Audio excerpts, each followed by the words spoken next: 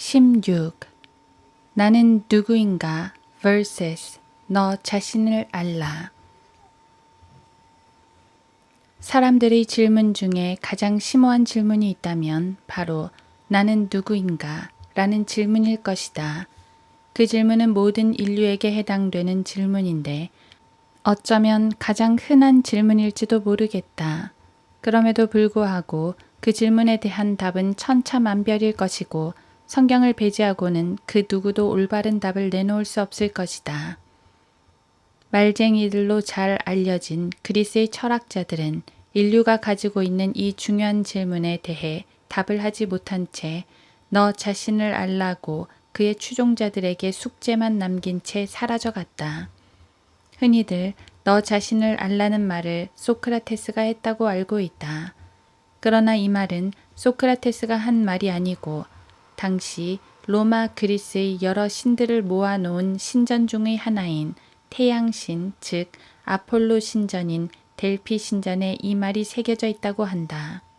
그 말은 소크라테스 이전의 어떤 현자가 한 말이라고 하는데 그 신전에서는 중요한 일이 있을 때마다 신관이 신탁을 받아서 그 답을 알려줬다는데 누군가 아테네에서 가장 현명한 사람은 누구인가? 라고 질문을 했는데 그 답이 소크라테스였다고도 전해진다. 그 진실이야 어쨌거나 그들이 남긴 그 말이 흔히 사람들이 남의 일은 간섭하지 말고 너나 잘하라. 너의 분수를 알아라 는 뜻으로 했다면 문제는 간단하겠지만 그렇지 않고 인생이 무엇인가 라고 묻는 질문, 즉 사람은 어디서 와서 어떻게 살다가 어디로 가는가 라고 묻는 질문이라면 문제가 달라진다. 철학적으로 그 문제를 풀려고 들라치면 엉클어진 실타래를 풀다가 오히려 더 엉키는 것과 같을 것이다. 그래서 필자는 지금까지 유명하다고 하는 철학자치고 진리를 발견하고 구원받았다고 선언한 사람은 아직까지 한 사람도 발견하지 못했다. 구원의 문제를 철학적으로 풀려고 한다면 그 누구도 실패할 수밖에 없기 때문이다.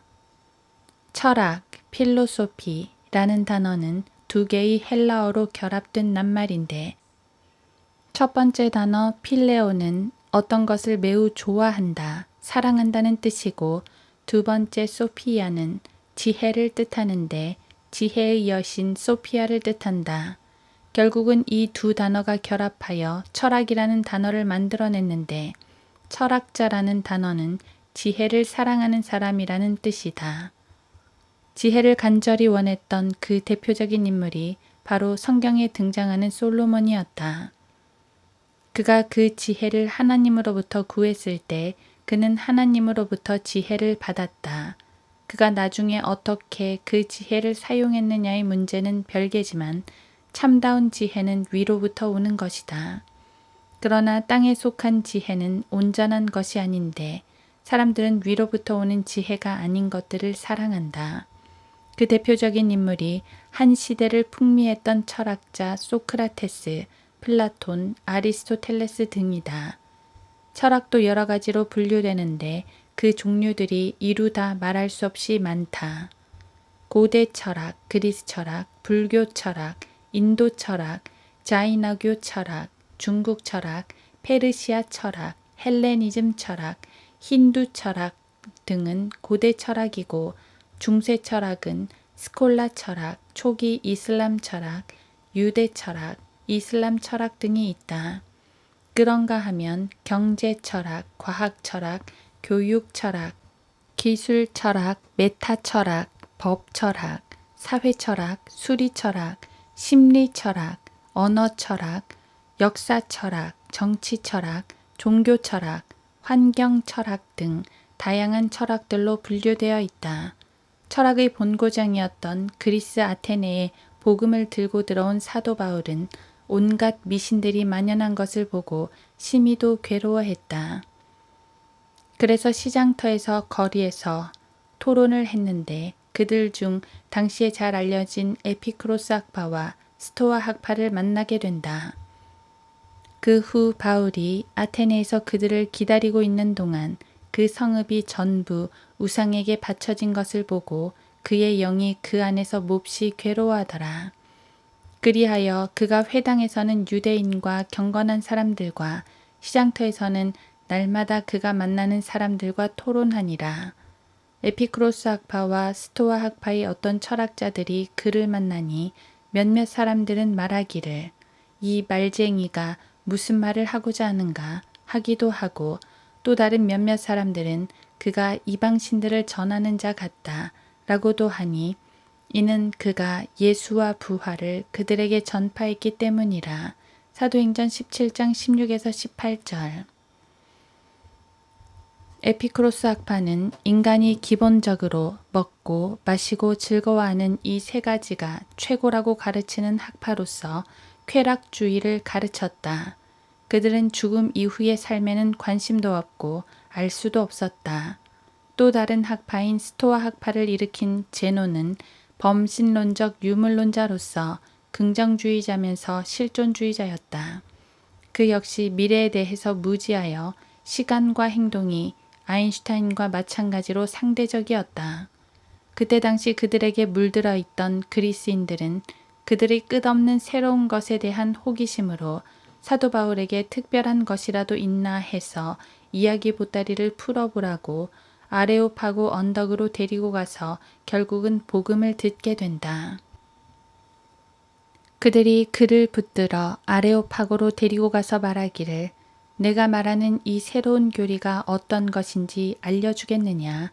내가 우리 귀에 어떤 이상한 것들을 들려주므로 그것들이 무슨 뜻인지 알고자 하노라고 하였더라. 그곳에 있는 모든 아테네인들과 타국인들은 그들의 여가를 어떤 새로운 것을 말하거나 듣는 데 외에는 아무 것에도 쓰지 아니하더라. 사도행전 17장 19에서 21절. 아테네 사람들은 당대 최고의 진짜 말쟁이에게 걸려든 것이다. 아레오파고 언덕은 파르테논 신전과 니케 신전 바로 아래 위치해 있는데 아테네 시장터와 시 전경이 내려다 보이는 편편한 바위로 된 언덕이다. 필자도 1989년 아테네에 거주할 당시 자주 그곳을 찾았는데 그때는 그곳이 그처럼 유서 깊은 곳인지도 몰랐다. 단지 그 당시 젊은이로서의 필자의 불투명한 미래 때문에 상념에 잠기곤 했던 곳이기도 하다. 그런데 그곳에서 사도 바울은 그들 스스로 펼쳐놓은 멍석에 일어서서 복음을 전할 수 있는 최고의 기회를 잡았다. 그리고 철학에 중독되어 엉뚱한 것을 갈급하게 찾고 있던 그 사람들 역시도 영원한 생명으로 인도하는 복음을 들을 수 있는 최고의 기회를 얻은 것이다. 참 생명은 이렇게 하나님의 말씀을 전하는 사람들을 통해서 얻을 수 있는 것이다. 바울에게는 이미 다음과 같이 말할 준비가 되어 있었다. 그러므로 바울이 마르스 언덕 한가운데 서서 말하기를 아테네 사람들이여 내가 보니 너희는 매사에 너무나 미신적이니라. 지나가다가 너희가 섬기는 대상을 보았는데 알지 못하는 신에게 라고 새겨놓은 제단도 있었노라.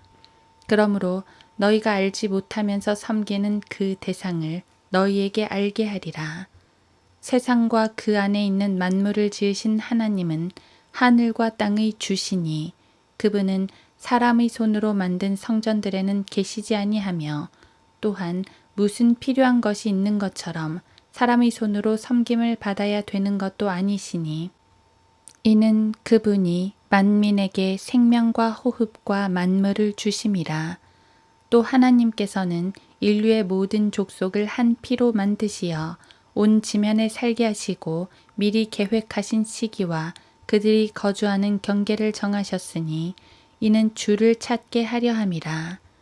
사람들이 하나님을 감지하려 하면 만나리니 그분은 우리 각 사람에게서 멀리 떨어져 계시지 아니하도다. 우리는 그분 안에서 살고 움직이며 존재하느니라. 너희 시인 중에 어떤 이들도 말한 바와 같이 우리도 그분의 자손이라 하였으니 우리가 하나님의 자손이라면 사람의 기술과 고안으로 주조한 금이나 은이나 돌이 하나님의 신격과 같다고 생각지는 말아야 할 것이라. 이 무지의 때에는 하나님께서 눈감아 주셨으나 이제는 어디에 살고 있는 어떤 사람에게도 회개하라고 명령하고 계시니라. 이는 하나님께서 선정하신 그 사람을 통하여 의로 세상을 심판하실 한 날을 정해 놓으시고 그를 죽은 자들로부터 살리시어 모든 사람에게 확증해 주셨음이라 고 하니라. 사도행전 17장 22에서 31절. 그들은 바울의 설교가 처음 듣는 설교이니만큼 제지하지 않고 잠자코 잘 듣고 있었다. 그들은 그들 스스로 새로운 것을 듣기 원했기 때문이다. 그러나 그들의 판단이 영원한 생명을 주실 수 있는 하나님께 마음이 기울어지지 않고 미심쩍어 했으며 그것은 어려운 주제이니만큼 다음에 다시 한 번 더 사경회를 열어달라는 분위기였다. 사도 바울의 설교는 그들에게 너무나도 생소한 내용이었고 더불어 부활이 있다는 것은 믿을 수도 없는 황당한 것이라 그들은 비웃고 말았던 것이다. 오늘날도 부활 신앙은 웃음거리로 전락하고 있는 중이다. 그 사람들이 죽은 자의 부활을 들을 때 어떤 사람들은 비웃고 어떤 사람들은 말하기를 이에 관해서 다시 듣겠다고 하더라. 그러므로 바울이 그들 가운데서 떠나더라. 그러나 몇몇 사람들은 믿고 그에게 가담하였는데 그 중에는 아레오파고 사람 디오누시오도 있었고 또 타말이라고 하는 여인과 그들과 함께한 다른 사람들도 있더라. 사도행전 17장 32에서 34절. 그러나 사도 바울이 설교를 들은 디오누시오 형제와 다말이라는 자매는 그 사실을 믿었다. 그래서 오늘날 아테네시에 가면 아카데미 하우스 옆에 디오누시오 기념교회가 세워져 있다. 이처럼 부활에 대해서 비웃는 자들은 너 자신을 알라는 말을 직접 했거나 인용한 사람, 즉 BC 399년 신에 대한 불경죄라는 제목으로 고발을 당해 재판에서 사형 언도를 받아 사약을 먹고 일생을 마친 철학자 소크라테스의 말에 현혹되지 말고 오히려 그의 말을 비웃을 수 있어야 영원한 생명을 얻을 수 있다. 그 생명을 얻는 방법은 나는 누구인가와 너 자신을 알라 라는 말로부터 시작되는데 나는 죄인이라는 것이며 기록된 바와 같이 의인은 없나니 없도다. 한 사람도 없도다. 로마서 3장 10절. 사람이 죽은 후에 심판을 받고 영원한 형벌에 처해질 운명에 놓여 있다는 것이다. 한 번 죽는 것은 사람들에게 정해진 것이고 그 뒤에 심판이 정해진 것 같이 히브리서 9장 27절. 이렇게 비참한 우리를 위해서 십자가에서 이루어 주신 주 예수 그리스도의 대속의 은혜를 믿는 것이다. 그가 우리에게 약속하신 약속이 이것이니 곧 영원한 생명이니라. 요한일서 2장 25절. 그리하여 우리도 이방인으로서 주 예수 그리스도를 믿어 구원받은 것이다. 이방인들이 이 말을 듣자 기뻐하며 주의 말씀을 찬양하였고 영원한 생명을 얻기로 정해진 자들은 다 믿더라. 사도행전 13장 48절.